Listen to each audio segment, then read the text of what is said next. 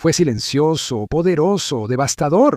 Una jugada secreta ejecutada por Ucrania dentro de la propia Rusia, que hizo añicos toda la estrategia de guerra de Putin para 2025.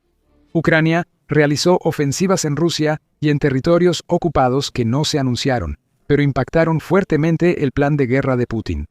La ofensiva secreta evitó que Rusia tomara Donetsk y allanó el camino para algo mayor que ahora surge en el campo de batalla ucraniano. El plan de Putin para 2025 era simple. Usando falsas pláticas de paz, lanzaría una ofensiva masiva de verano con dos objetivos clave. El primero de esos objetivos era tomar la ciudad de Pokrovsk, en el Oblast de Donetsk, con esa ciudad bajo control ruso. Putin creía que solo sería cuestión de tiempo antes de que cayera el resto de la región de Donetsk. Segundo, Rusia buscaba establecer una zona de amortiguamiento en el Oblast de Sumy, que potencialmente se extendiera al Oblast de Kharkiv, para evitar que se repitiera la contraincursión de Ucrania en Kursk. En agosto de 2024, Ucrania había tomado alrededor de 390 millas cuadradas de territorio en ese Oblast, y a Rusia le había costado 80.000 soldados recuperarlo. El plan ya estaba en marcha: tomar Pokrovsk y proteger las fronteras rusas. Ucrania frustró esos planes con 3 ofensivas secretas, 2 en territorio ruso y otra que evitó que Rusia tomara Pokrovsk. Putin ahora se apresura por mantener el mito de la inevitable victoria rusa. El 6 de febrero, Oleksandr Syrskyi, comandante en jefe de las Fuerzas Armadas de Ucrania, reveló lo que Ucrania había hecho durante las primeras etapas de 2025 para frenar en seco la estrategia de guerra rusa. En 2025, las fuerzas de defensa de Ucrania llevaron a cabo 3 operaciones ofensivas, 2 de ellas en territorio ruso, en la región de Belgorod y la región de Kursk. Syrskyi dijo que la tercera operación fue en dirección a Dobropilia. Ucrania pasó de la defensa a la ofensiva al saber lo que Putin planeaba. Obligó al presidente de Rusia a frenar en seco al golpear a Rusia con fuerza en 3 ubicaciones estratégicas, garantizando así que la ofensiva de verano no lograría sus objetivos. Esa ofensiva fracasó. Pronto veremos qué significó eso para Rusia. Primero, Syrskyi dice que el trío de operaciones secretas ucranianas tuvo lugar en Kursk, Belgorod y Dobropilia, según Euromaidan Press. Syrskyi también dijo que ninguna de estas operaciones se anunció públicamente. Aunque Syrskyi no revela exactamente qué hizo Ucrania para perjudicar tan gravemente los planes de Rusia, para 2025 hay reportes sobre las 3 regiones que menciona. Eso da pistas. Empecemos con Kursk. Para finales de 2024, la contraincursión de Ucrania en Kursk ya había concluido. Rusia había reunido una fuerza de alrededor de 50.000 soldados, incluyendo por ahí de 10.000 a 12.000 tropas norcoreanas, para empujar a Ucrania de regreso. La operación ha sido exitosa para Rusia, aunque con el alto costo mencionado en el video. Pero la mayoría no sabe que Ucrania no desapareció totalmente de Kursk en 2025. A principios de año, Ucrania lanzó una ofensiva sorpresa en la región que tomó a Rusia desprevenida. Y, según The Guardian, parecía que fue lanzado para atraer la atención del entonces presidente electo de Estados Unidos, Donald Trump. Canales rusos difundieron videos de blindados ucranianos trasladando infantería a Kursk en lo que llamaron un carrusel. En específico, se vio a columnas blindadas ucranianas avanzando por los campos cubiertos de nieve de una aldea llamada Bolshoya Soldatskoye, al noreste de la ciudad de Sudzha. Ucrania la tomó en su ofensiva inicial en Kursk. The Guardian reportó que el 5 de enero hubo 42 enfrentamientos en Kursk, y 12 seguían activos al momento del informe, cerca de un mes después del reporte de The Guardian. Euronews agregó que las fuerzas ucranianas habían logrado avanzar unos 5 kilómetros o alrededor de 3.1 millas dentro de Kursk, usando principalmente la carretera Suja-Obillan para avanzar. Y Ucrania incluso logró capturar un puñado de aldeas en dirección a Ulanok y Cherkaskia-Kunopelka. Euronews reportó que el Instituto para el Estudio de la Guerra no halló pruebas de que fuerzas ucranianas llegaran a Ulanok. Quizá ese no era el punto. Si la ofensiva de inicios de 2025 era la secreta que Syrskyi insinúa, recuperar el territorio perdido en Kursk probablemente no era el objetivo real. Rusia buscaba aprovechar el verano para crear una zona de amortiguamiento en Sumy y posiblemente en Kharkiv. Imagina cómo Rusia habría hecho esa zona de amortiguamiento. Ya había reunido a decenas de miles de soldados dentro de Kursk para expulsar a Ucrania. Lo lógico habría sido que los restos de esa fuerza se movieran hacia Sumy y Kharkiv tras la expulsión de Ucrania de Kursk. Con esa fuerza ya asentada, para permitir que Rusia fuera canalizando más tropas hacia la dirección de Kursk con el tiempo, Ucrania Al lanzar una ofensiva en enero, habría frustrado esos planes. Los soldados que debían repeler un avance ucraniano en Kursk ya no podrían ser enviados a Sumy o Yarkiv para crear la zona de amortiguamiento. Ucrania podría usar esta segunda ofensiva para debilitar más a las fuerzas rusas en Kursk. Esto significa que quien lograra cruzar la frontera hacia Sumy o Yarkiv llegaría agotado y sería presa fácil para las defensas ucranianas en esas zonas. Sabemos con certeza que en Ucrania no hay una zona de amortiguamiento estable. La operación en Kursk, a inicios de 2025, provocó el colapso de la estrategia rusa de zona de amortiguamiento en verano, antes de comenzar. Quédate. En minutos te explicamos cómo las brillantes contraofensivas de Ucrania impactaron los planes de Prokhovsk de Putin.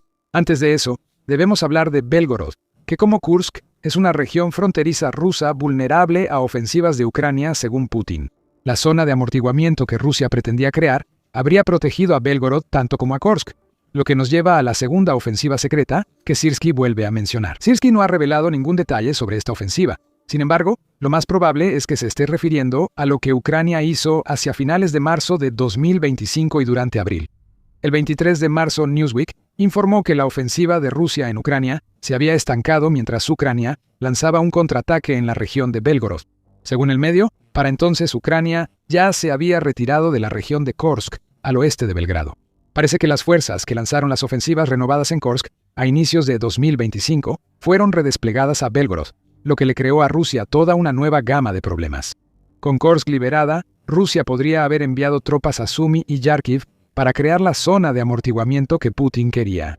La incursión de Ucrania en Belgorod habría desviado de nuevo a esos soldados rusos, obligándolos a ir hacia el este para enfrentar otro asalto ucraniano destinado a desgastarlos. Estos ataques de marzo parecen los más probables de las ofensivas secretas mencionadas por Syrskyi, porque Ucrania no los confirmó entonces. Como señala Newsweek, fue Rusia la que afirmó que Ucrania había llevado a cabo ataques transfronterizos en Belgorod. Se informa que los ataques se centraron en las aldeas Plesia y Demedovka, al sur de Kursk. Rusia afirmó que Ucrania atacó estas aldeas con 200 soldados y 5 tanques, lo que llevó al ejército ruso. Blogueros afirmaron que Ucrania había logrado estirar las fuerzas de Rusia con la incursión. Rusia, por supuesto, aseguró haber destruido la ofensiva ucraniana. Ahora parece que no fue así. No sería sino hasta el 1 de abril que The Kyiv Independent reportó que el presidente Volodymyr Zelensky confirmó la presencia de tropas ucranianas en la región de Belgorod. El medio afirmó que la incursión buscaba aliviar la presión sobre las tropas ucranianas en Kursk. Ucrania realizaba ataques mecanizados, como indicó Rusia, usando vehículos de ingeniería para despejar obstáculos y minas ante sus soldados al entrar a Belgorod. No parece que Ucrania haya logrado ganancias significativas en territorio, afirmó John Hardy, subdirector del programa ruso en la Fundación para la Defensa de las Democracias. Como en Kursk, el objetivo no era ganar territorio. Ucrania frenaba a Rusia. Estaba cambiando los planes de Putin para el verano al eliminar a la mayor cantidad de soldados rusos en las zonas fronterizas. Cuanto más débil fuera la fuerza restante, menos podría Rusia crear la zona de amortiguamiento que ordenó Putin. La estrategia secreta de Ucrania funcionó perfectamente. Todos los planes de Putin para Sumy y Yarkiv fracasaron. Estás en The Military Show, donde te damos el panorama completo. Suscríbete para ver más allá de los titulares y mantenerte informado. Con eso, nos vamos hasta Prokhovsk, y la tercera de las ofensivas que menciona Syrskyi, a diferencia de las dos que ya cubrimos, esta tercera ofensiva no ocurrió en territorio ruso, pasó en el territorio que Rusia le había robado a Ucrania. Aún así, eso sí significa que Ucrania logró otra operación ofensiva, tanto contra como detrás de las líneas de combate, y esta fue muy importante. Pero espérate tantito.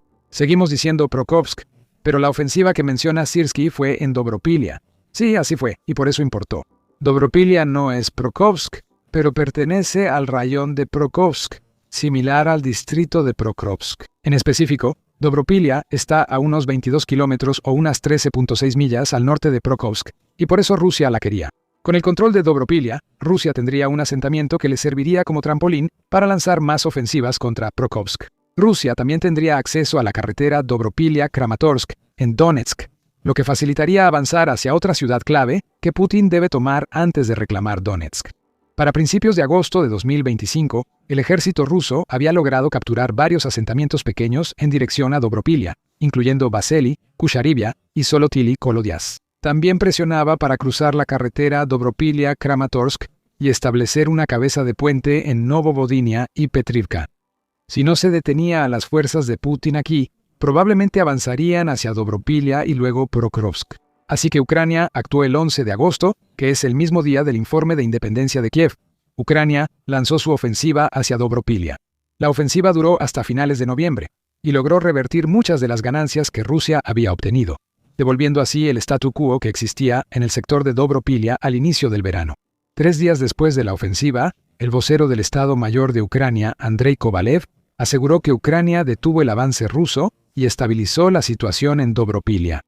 El envío del formidable primer cuerpo Azov jugó un papel, ya que esa unidad trabajó junto con otras en dirección a Dobropilia para frenar en seco el avance ruso. Luego comenzó la contraofensiva. Para el 17 de agosto, Ucrania había recuperado varios asentamientos que Rusia tomó en semanas sobre la carretera Dobropilia-Kramatorsk. A finales de septiembre, Sirsky dijo que la ofensiva ucraniana había sido tan exitosa que había resultado en que Ucrania recuperara 175 kilómetros cuadrados o unas 67.5 millas cuadradas de territorio que Rusia había ocupado. En Dobropilia, meses de avances se revirtieron. Según Sirsky, gracias a acciones valientes y planeadas, algunas unidades enemigas quedaron cercadas. El 29 de noviembre, el comandante de las Fuerzas de Asalto Aéreo de Ucrania, teniente general Oleg Apostol, anunció en la televisión ucraniana el fin de la ofensiva de Dobropilia, señalando que el objetivo de Ucrania se había cumplido. Los rusos habían sido expulsados de Dobropilia. Sobre Prokrovsk, que era el verdadero objetivo de Putin, Apostol comentó lo siguiente: Prokrovsk sigue bajo control. Nuestras unidades están ahí y algunas áreas ya están aseguradas. No creo que el enemigo anuncie su captura total. Eso no ocurrirá pronto. Aún no ha pasado. A estas alturas, la ofensiva de verano fracasó, suponiendo que le hayamos dado a Putin suficiente margen para extenderla hasta noviembre. Y con eso, se completó un trío de ofensivas ucranianas y todo el plan de guerra de Moscú para 2025 quedó hecho pedazos. ¿Qué le dejó el verano a Putin? Rusia no logró zonas de amortiguamiento estables en Sumy ni Yarkiv. Las ofensivas en Kursk y Belgrado estiraron aún más a las ya desgastadas tropas rusas. Cuando esas ofensivas acabaron, Rusia ya no tenía recursos para crear zonas de amortiguamiento. Ahora, sigue probando las fronteras de Ucrania con los salinos. El 8 de febrero, se informó que las pérdidas rusas fueron casi 2 batallones en solo 24 horas debido a estos asaltos, demostrando la efectividad del plan del colchón. Prokrovsk sigue en pie, aunque Rusia afirma falsamente haberla capturado. Ucrania se retira gradualmente de la ciudad, según reveló el 7 de febrero el coronel Volodymyr Polevi, jefe de comunicaciones del 7º Cuerpo de Respuesta Rápida de las Fuerzas de Asalto Aéreo de Ucrania. Ese repliegue es táctico e inteligente. Cada centímetro que Rusia avanza hacia Prokrovsk le cuesta mucha sangre a su ejército. Piensa en lo que Ucrania hizo en Kursk y Belgorod a principios de 2025. Atacó y se retiró, dejando a las fuerzas rusas tan dañadas que no pudieron crear zonas de amortiguamiento. Algo similar ocurre en Prokrovsk. Rusia todavía podría adjudicarse la ciudad, pero para cuando la tenga, las fuerzas en Prokrovsk estarán operando con lo último que les queda, justo antes de tener que enfrentarse al cinturón de ciudades fortificadas en Donetsk, que representa un reto todavía mayor de lo que Prokrovsk jamás fue. Y por si no lo notaste, el 7 de febrero no es el verano de 2025. Prokrovsk ha aguantado al menos 6 meses, más de lo que se suponía, y las fuerzas rusas han muerto por montones. Intentar tomarla en un momento. Te vamos a decir que lo que Ucrania hizo en 2025 bien pudo haber preparado el terreno para lo que ha estado haciendo durante las primeras etapas de 2026. Esto fue lo que causó el fracaso de la ofensiva de verano de Rusia. Las 3 ofensivas secretas de Ucrania. Según el Atlantic Council, el fracaso de la ofensiva de verano de Putin debería ayudar a desacreditar el mito de una victoria rusa inevitable. Por mucho tiempo, la visión internacional de la guerra en Ucrania estuvo influida por ideas exageradas sobre el poder militar de Rusia. El Consejo afirma que esa percepción ya cambió. Rusia ahora se ve más débil ante los ojos del mundo que en cualquier momento desde el inicio de la invasión de Ucrania por parte de Putin. La creación de mitos de Putin ha quedado al descubierto como la farsa que siempre fue. Esto significa que a Rusia le resulta más difícil controlar la reacción internacional a su invasión. Es un fracaso tras otro. Las 3 ofensivas ucranianas arruinaron los planes militares rusos para 2025 y destruyeron el plan de Putin para influir internacionalmente. Ahora regresemos a lo que estamos viendo en Ucrania tras el colapso de los planes de Putin. El trío de ofensivas secretas apenas fue el comienzo. Como reveló Sirsky el 6 de febrero, las ofensivas ucranianas ahora representan alrededor de 1/4 parte de los enfrentamientos que ocurren a lo largo de toda la línea del frente. ¿Habría sido posible eso sin las acciones de Ucrania en 2025? Es poco probable. Las fuerzas rusas están tan debilitadas que Ucrania puede lanzar más ofensivas para recuperar territorio reclamado por Rusia. Si Ucrania logra lo esperado, podría revertir gran parte de los avances de las fuerzas de Putin en 2025, volviendo el año aún más desastroso. Algunos dirían que fue aún más inútil. Estas tácticas están funcionando. Es lo único que Sirski diría sobre las ofensivas ucranianas, señalando que Rusia no logró éxitos operativos en enero. La cuestión es que Rusia ya no puede atacar libremente. Sus fuerzas están bajo presión constante, lo que permite a Ucrania infligir más pérdidas y frenar avances de los ocupantes.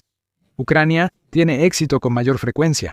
Sus soldados salen victoriosos en el 90% de las ocasiones en las que participan en enfrentamientos con armas ligeras contra las fuerzas de Rusia. Los drones de Ucrania también están en gran número, y lograron una cifra de bajas increíble de más de 30.000 tropas rusas con todas esas muertes verificadas. En el sistema Delta de Ucrania, también se trabaja en mejorar la fuerza y calidad de sus soldados.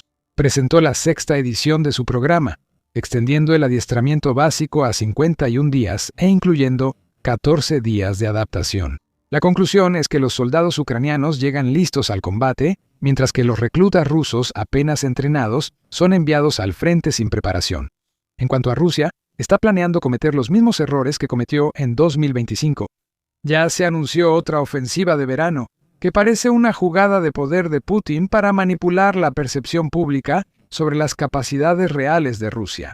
Según el Instituto para el Estudio de la Guerra, Rusia no puede lanzar otra ofensiva de verano, mucho menos una como la fallida de 2025. El instituto señala que es probable que el ejército ruso no tenga suficientes reservas para prepararse y lograr los objetivos de la ofensiva. Lo típico de Rusia. La única estrategia de Putin es seguir estrellando la cabeza rusa contra el muro ucraniano, con la esperanza de que el siguiente golpe sea el que por fin quiebre a Ucrania. A Rusia le sangran los oídos, le retumba la cabeza colectiva y se ha arruinado tanto que Ucrania lanza más ofensivas. El trío de ofensivas secretas en 2025 fue apenas el aperitivo. Este año, Ucrania planea meterle el plato fuerte hasta la garganta a Putin. Rusia está en jaque mate. Ni siquiera las tácticas de guerra de maniobra que usó al inicio en Ucrania le están ayudando ahora. Rusia ya no tiene tanques y el estilo de guerra de Putin terminó. Descúbrelo en nuestro video. Y si disfrutaste este video, recuerda suscribirte a The Military Show para que siempre sepas qué es lo que realmente está pasando en Ucrania.